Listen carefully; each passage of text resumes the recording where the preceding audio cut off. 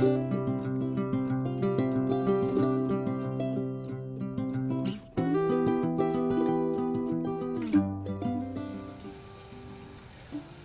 up, everybody? This is Michael from Thick Cut, Ohio. Today we are going to cook a rib roast, bone-in rib roast I got from Kroger here locally in Columbus, Ohio.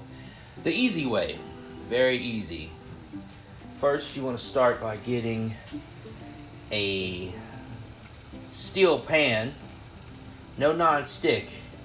Steel pans have the ability to hold in a whole lot of heat because we're going to put a good sear on this.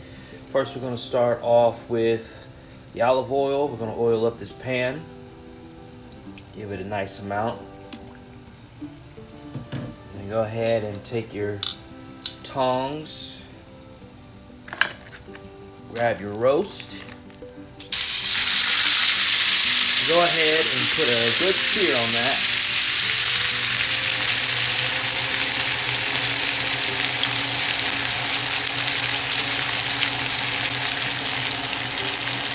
We'll be back for the flip. Alright, as you can see, we're giving that side a good sear.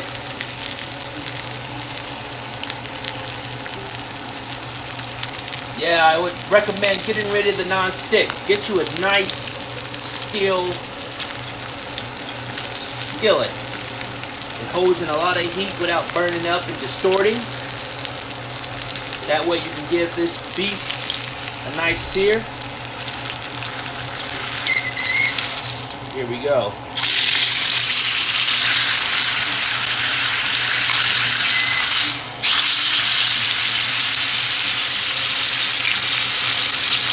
Alright. Now I did salt cure this overnight.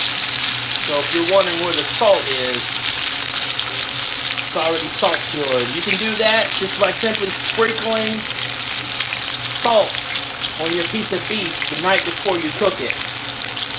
And you give it a nice salt cure. And alright. Now after you put that beautiful sear on there, you want to make sure your rib roast is fat side up. Fat cap is up. That way all those juices trickle down throughout the rib meat. Now what we're going to do, we're going to throw on the aromatics, garlic, onion, whatever you like. And then we're going to throw it in the oven for about an hour. And we're going to check the temperature.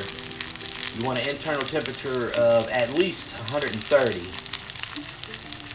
And we're going to throw in those aromatics and throw this right in the oven.